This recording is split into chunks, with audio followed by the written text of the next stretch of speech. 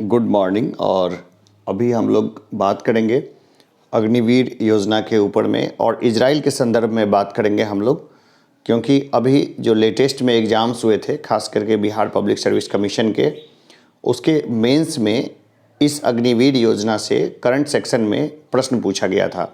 मुझे एग्जैक्टली ध्यान नहीं, लेकिन सीडीपीओ और बीपीएससी 67 इस दोनों में से किसी एक एग्ज़ाम में अग्निवीर योजना के बारे में पूछा गया था।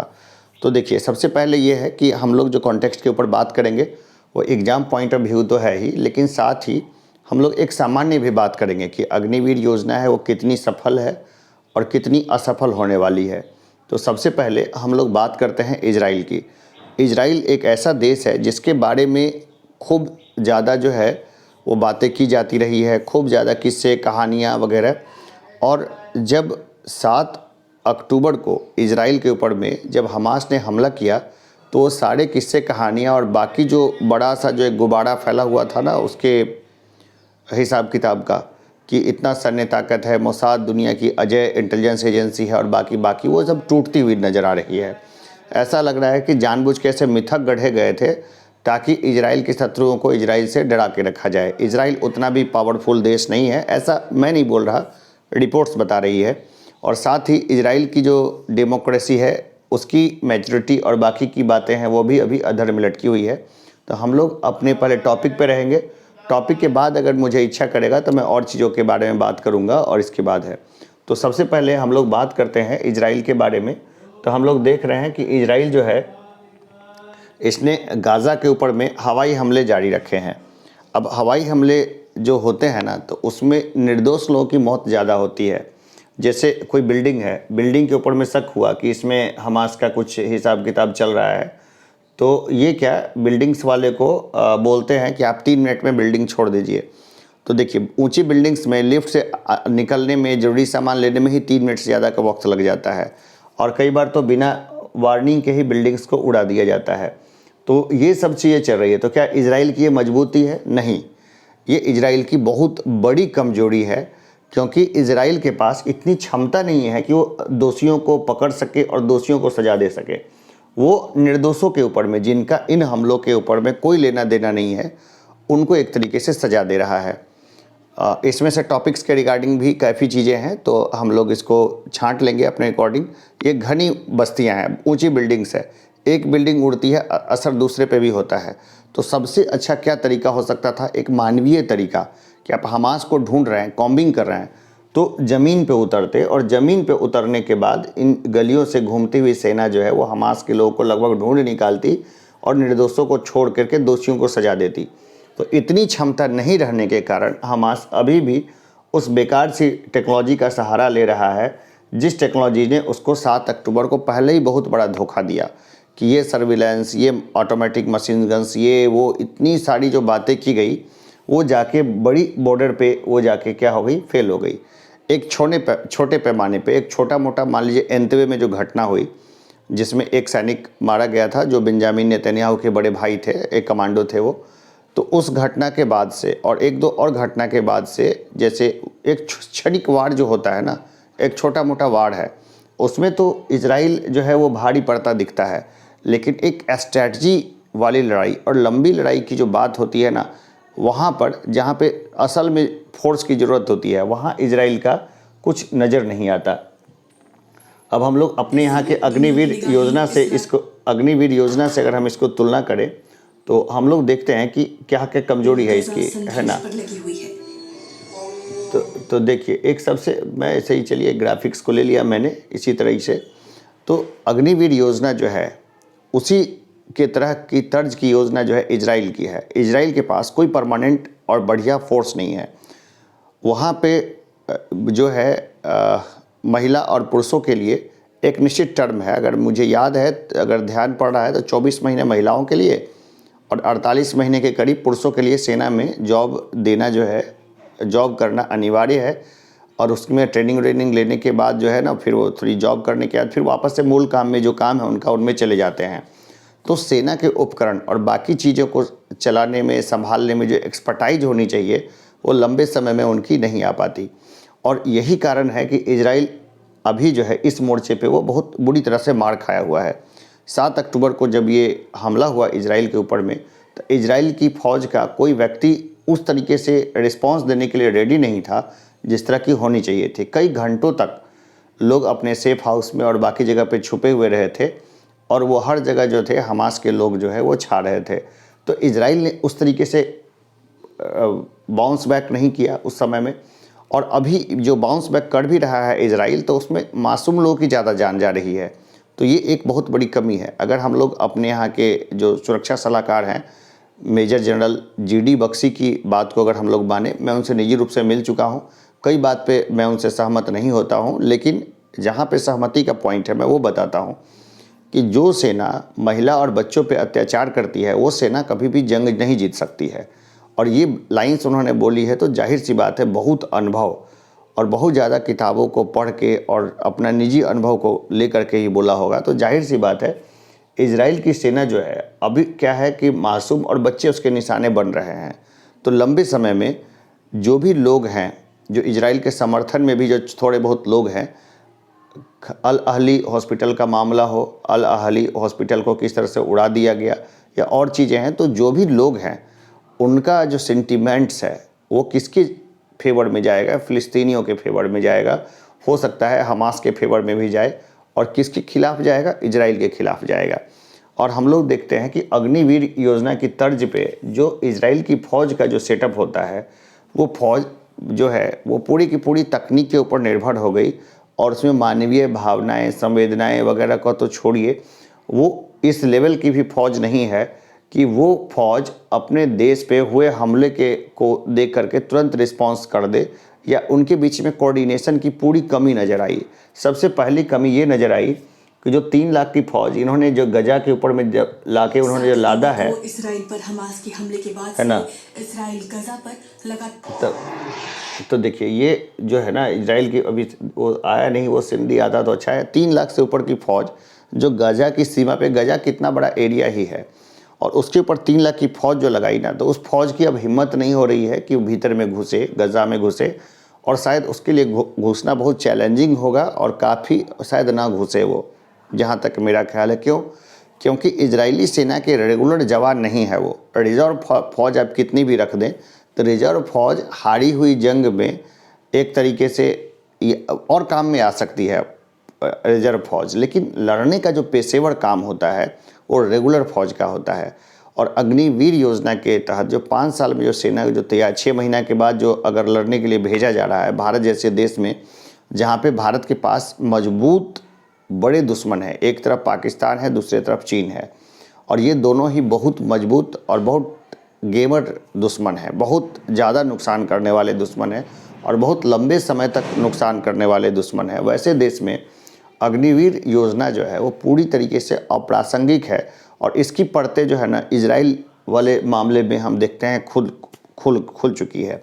अभी जो हमारी सरकार है वो ज़्यादातर तकनीक के ऊपर बेस्ड होना चाहती है, पूरी की पूरी तकनीक के ऊपर में। जैसे पेगासस सॉफ्टवेयर का मामला आया था, तो पेगासस वाला मामला भी इजराइल से इम्पोर्टेड था। इजराइल इतना महत्वपूर्ण देश है कि पूरी दुनिया के 30 से ऊपर देश इजराइल के सुरक्षा उपकरण खरीदते हैं, लेकिन आज हम लोग देखते हैं कि इजराइल खुद ही पिटा पड़ा है और बहुत बुरी तरीके से, और हर मोर्चे पे जो है इजराइल जो है उसकी नाकामी झलक रही है। जैसे कि देखिए जो बाइडेन अमेरिका के राष्ट्रपति हैं, उन्होंने बोला कि इजराइल में लोकतंत्र के लिए समर्थित जो भी सरकारें हैं, लोकतंत्र के लिए अमेरिका समर्थन देगा। लेकिन यहाँ पर देखता है कि बेंजामिन नेतन्याहू के ऊपर में काफ़ी ज़्यादा करप्शन चार्जेस लगे हुए हैं, और उस करप्शन चार्जेस को डाइल्यूट करने के लिए वो सुप्रीम कोर्ट को अपने कब्जे में करना चाह रहे थे कि ऐसे कानून बनाएं कि सुप्रीम कोर्ट और उनके जजेज जो है ना वो उनके खिलाफ फैसला ना दे सकें। इसलिए जनता सड़कों पे उतर आई, और जनता सड़कों पे उतर आई तो जो शासक हैं बेंजामिन नेतन्याहू तो लोकतंत्र को खुद ही ख़त्म करने पे लगे हुए हैं। अब वो लोकतंत्र, अब अमेरिका उसकी रक्षा की बात कर रहा है। अमेरिका की भी परत खुल रही है कि अमेरिका की इस तरह से परत खुल रही है कि उसने अपने बड़े बड़े जहाज़, जंगी जहाज़ बहुत जल्दी डिप्लॉय कर दिए गाजा से लगे समुद्र में, लेकिन जो मानवीय सहायता और मानवीय चीज़ें जो पहुंचनी चाहिए थी गाज़ा के भीतर में, वो नहीं पहुंच पाई।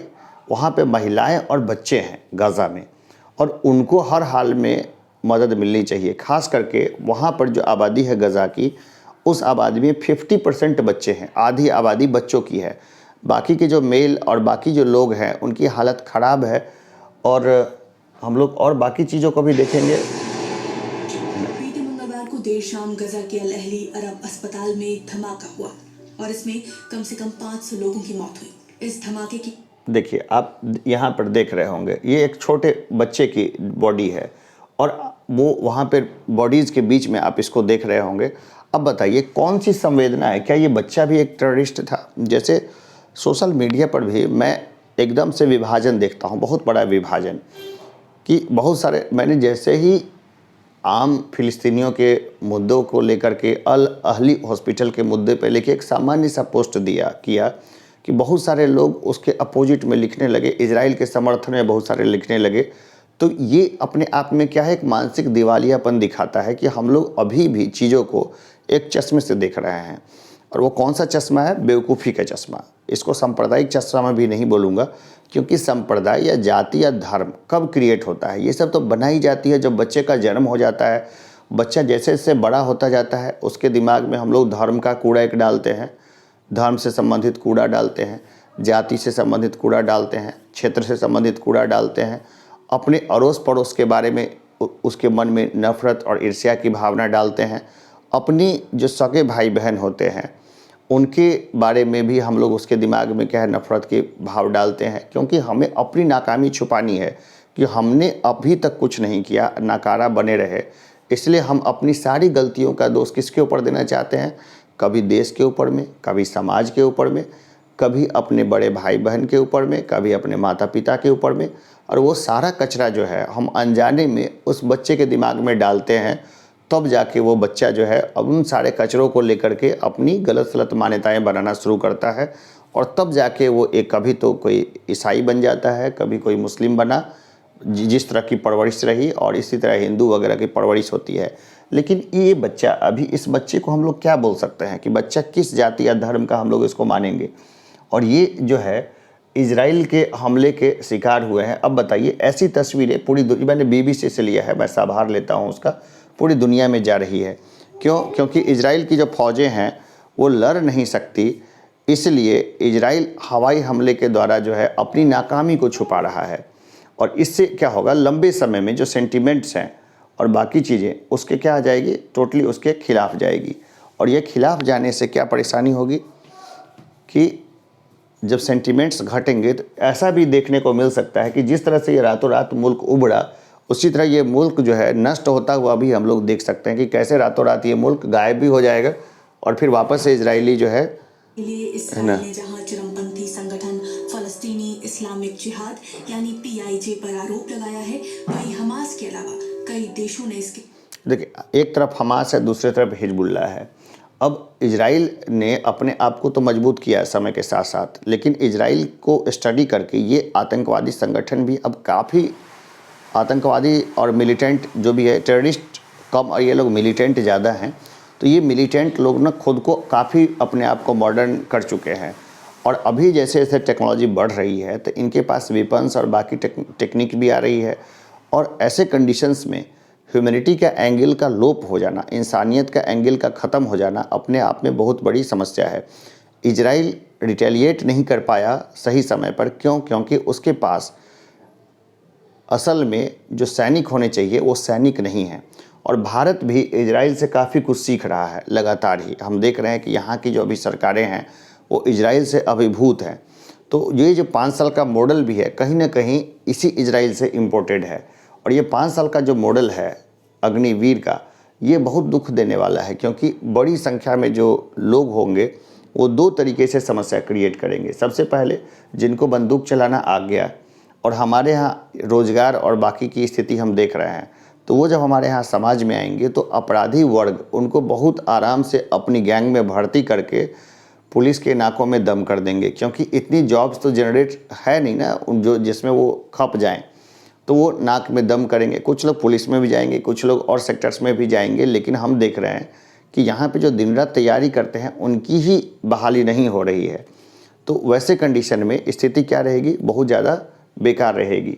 और ऐसे कंडीशन में हम देखते हैं कि भारत की जो सुरक्षा है इजरायली सेना का तर्क है है ना, कि पीआईजे का रॉकेट मिसफायर होकर अस्पताल पर जा गिरा था। ठीक है। तो ये सब हम चीज़ों को क्या है देखते रहते हैं। गाजा पट्टी और वेस्ट बैंक को मिलाकर एक इस्लामिक देश है जो मिस्र से लगता है। तो ये है ना, तो अब हम लोग जो है और भी बातें करें तो सबसे पहले तो अग्निवीर योजना के जो लाभ गिनाए गए थे कि सरकार का पैसा बचेगा और बाकी चीज़ बचेगा, वो पैसा कहीं और खर्च हो जाएगा। जैसे अग्निवीर से ये उम्मीद कर पाना कि वो जो इक्विपमेंट है जिसको चलाने में लोगों को 8 से 10 साल लग जाते हैं और एक्सपर्टाइज लेने में, उसको वो 5 साल के अंदर में चलाना सीख जाए और चला भी ले और हर मोर्चे पे आगे बढ़े, ये संभव नहीं लगता। फिर उनके अंदर में जो जज्बा होगा वो भी कम होगा। दूसरा, हम लोग देख चुके हैं कि जम्मू कश्मीर में एक अग्निवीर की मौत हुई है तो उसको शहीद का दर्जा नहीं दिया गया। उससे लंबे समय में अग्निवीर का जो मनोबल है वो गिरेगा या अप होगा, इसको देखना है। फिर ये जो मॉडल है हमारा सेना का मॉडल है, वो दुनिया में ज़बरदस्त सैन्य मॉडल है। इजराइल क्षणिक समय के युद्ध के लिए इजराइल का मॉडल रहा है, लेकिन जिस तरह से अभी एक हमला हुआ एक मिलिटेंट ग्रुप का और इजराइल ने हाय तौबा मचा करके अमेरिका और बाकी देशों से मदद अपने पास मंगा ली, तो क्या यही ताकत है इजराइल की? लंबे समय में हम लोग देखेंगे कि इजराइल को इसका बहुत बड़ा नुकसान ही है और नुकसान होने ही वाला है। और इजराइल में भी डेमोक्रेसी हम देखते हैं कि इसकी क्या स्थिति बदतर होती जाती है। तो कुछ पॉइंट्स है रिटन फॉर्मेट में, मैं आप लोगों को होगा तो इसी डिस्क्रिप्शन के नीचे में अग्निवीर योजना वाला डाल दूंगा मैं, और बाकी जो है देखते रहिए। अगर चैनल आपने सब्सक्राइब नहीं किया है तो सब्सक्राइब कर लीजिए और हम लोग क्या रेगुलर मिलते रहेंगे। धन्यवाद।